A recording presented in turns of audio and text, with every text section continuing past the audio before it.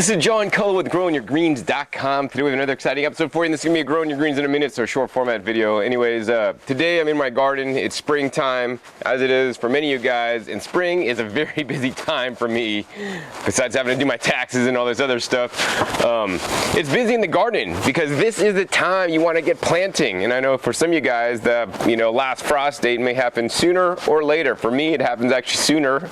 So as you guys can see, I've gotten all my peppers planted out. I have a video linked down below on how I plant my peppers and what I enrich my beds with.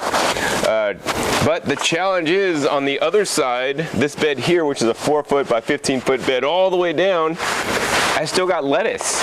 So, it's starting to bolt. And I've been basically eating like 2 heads a day. I'll juice a head and then eat a head for dinner as fast as I could eat it. I'll probably start dehydrating some lettuce into lettuce chips instead of kale chips really soon also. But the thing is, as soon as this lettuce bed is done, I'm gonna pull all this out and then I'm gonna replant it in the peppers.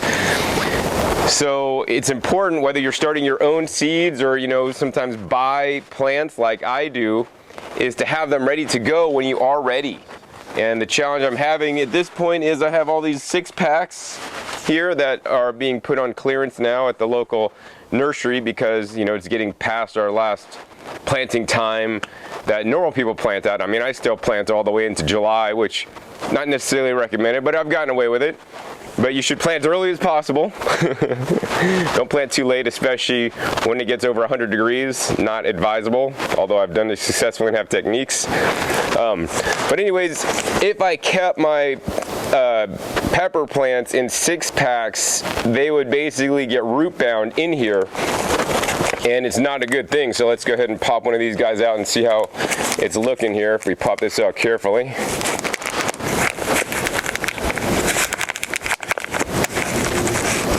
All right, there we go, look at that. You guys can see that. I mean, it's pretty good roots. It's not totally wrapped around the bottom. When they get like one big mass, that's not a good thing.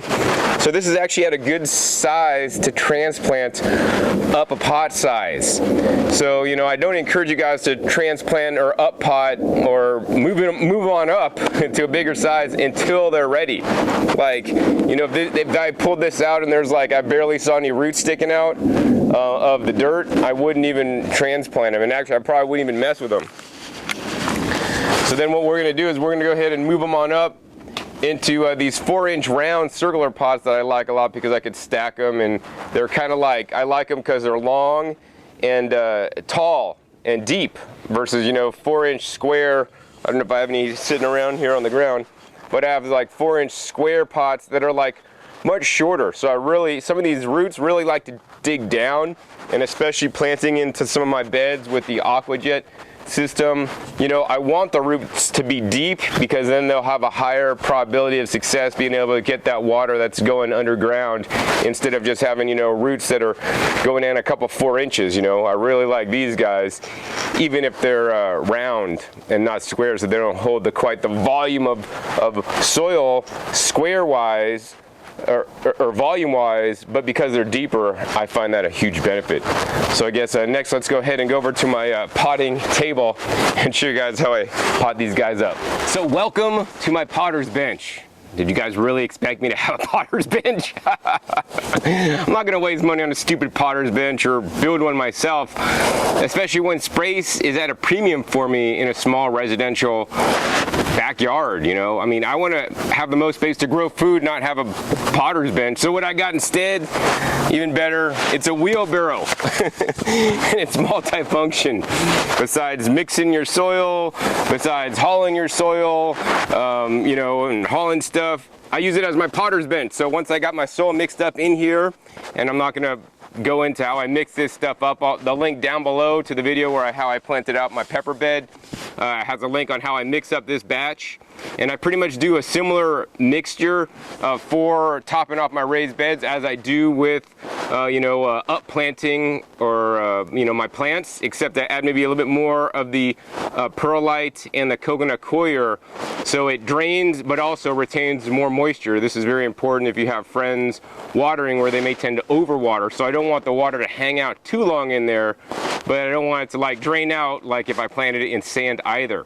And I have a very nutritious mix, including things like several kinds of composts, different kinds of rock dusts that add up to 90 different trace minerals, which are very important for plant health, as well as beneficial soil microorganisms, bacteria and fungi in this mixture, you know, from the worm castings. I use Worm Gold Plus worm castings in this mixture.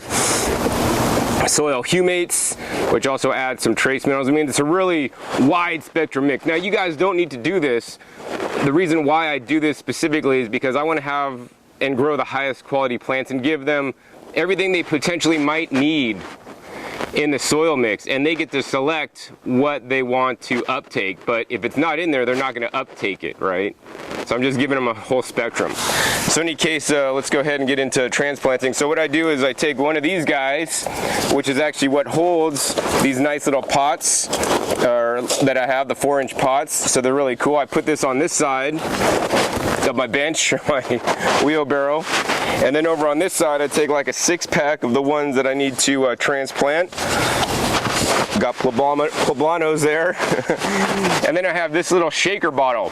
This shaker bottle sometimes will be filled with, you know, different things like mycorrhizal fungi and a wide spectrum of different mycorrhizal fungi, beneficial bacteria, a seaweed powder, aqua sap seaweed powder that's really good to help root growth.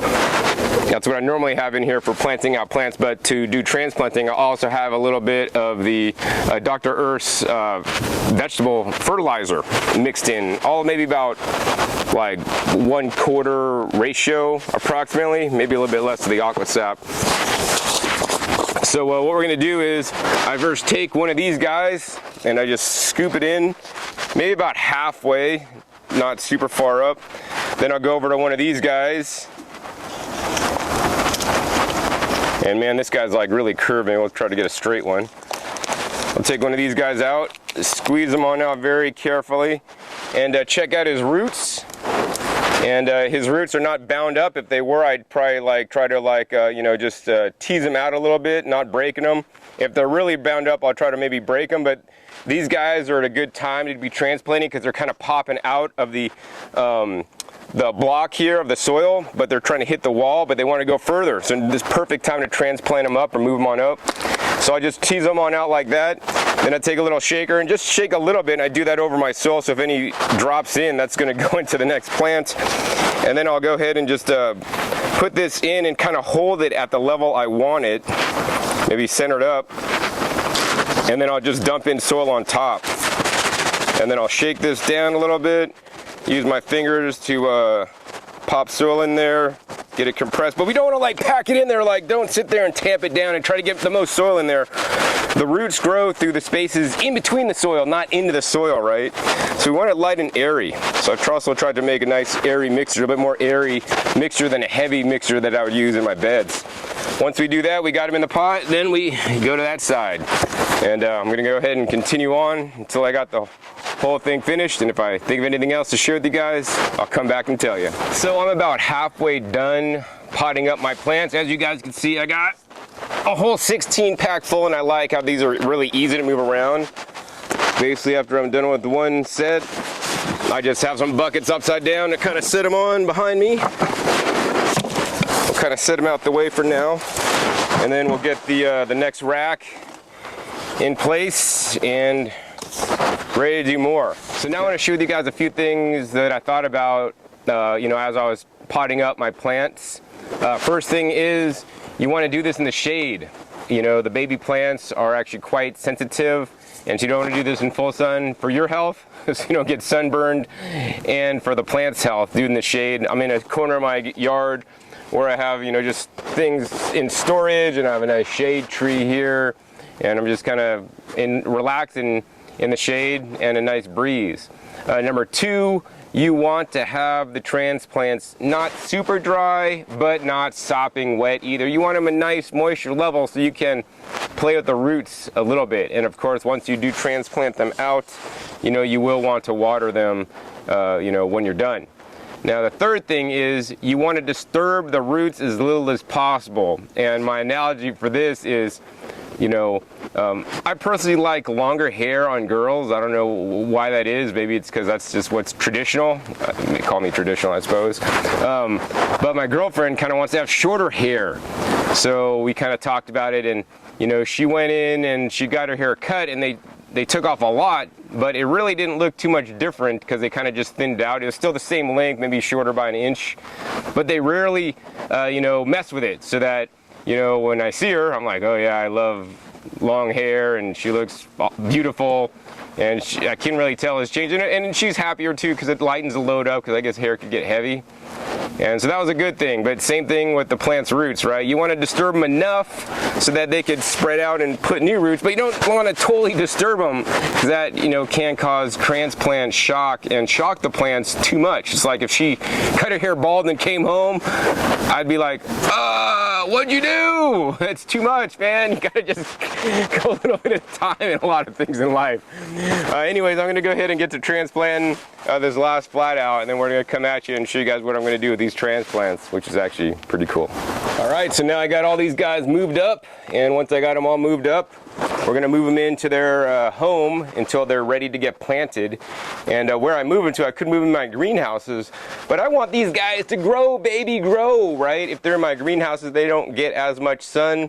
So what I've done is I've set up a setup here in a sunny area, which actually simulates actually the bed they'll be planted in. It's actually right next to it, so it's going to get about the same amount of sun, so they could get hardened off. Now, my plants have always been in the sun, but this is very important if you're bringing them in from inside to the outside. Don't just put them in full sun immediately, right? Maybe bring them out in the sun for a couple hours each day, and then bring them back inside. And as the days go on, increase the time in the sun and decrease the time inside until you just leave them outside all the time. You know, they need to kind of adjust to their new growing environment. Now, since these guys have always been growing out in full sun, I'm just putting them right out here. And what I'm doing here actually is I'm growing in this big, in a container, but then in another big container. And what this is a 4-foot by 8-foot hydroponics flood tray. And you might be thinking, John, why do you do that? Why do you need to do that? Well, you don't really need to do this, but I want to do this because I want to be resourceful with the Earth's resources, one of which is actually water. It's a very, very valuable resource, and we are running out of fresh water. And I know there's those of you guys that'll say, oh yeah, we can't run out of water because it just keeps circulating around. But wells and water tables are getting lower as we're using it faster, and it's not like circulating as quick as it could be. But anyways, I'm doing my part to save water. And so instead of just having these sit up and watering these guys, and then the excess water drains down onto the ground and then evaporates, which is good because it kind of like, that cycles, right? So it's not really wasting it. What I'm doing instead, I put it in this big 4-foot by 8-foot flood tray, and I water. And when I water, you know, this little stand here, the tray that I put it in has a little space at the bottom, so the water drains down to the bottom.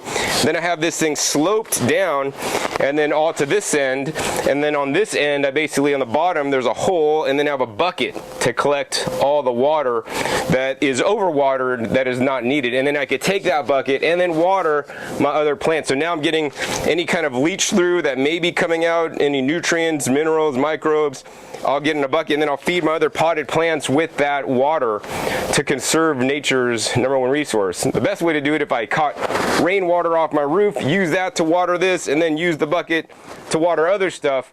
Or one of the things I'll be doing in the future is setting up a simple flood and drain table. So I'll hook this up to the bucket at the bottom where it'll drain out, and then I'll hook up a pump in there, and the pump will basically pump the water back in here to a certain level. And then it'll basically water from the bottom. All the plant roots will absorb the water from the bottom and then drain all that out. This is a simple hydroponic setup that I'm using it just to keep my baby plants alive until they're planted into the raised beds behind me. And I know flood tables can get quite expensive. I just recently got 2. I got this 8-foot by 8-foot. It's kind of jacked up on one side, got cracked and stuff, but it still holds the water, no problem. And it was $20 on Craigslist. These guys are like, I don't know, $100. Then I got a 4-foot by 4-foot flood table, actually even in better shape than this guy, mint condition practically, for 20 bucks also, right?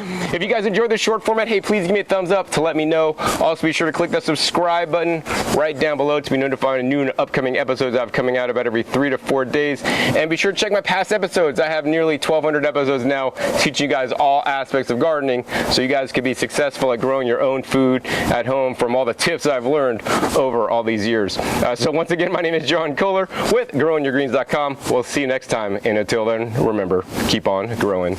All right, this is John Kohler with GrowingYourGreens.com. Today I have another exciting episode for you, and today I'm out in the backyard garden. As you guys can see, things are growing really great. My lettuce, I got to ramp up the harvest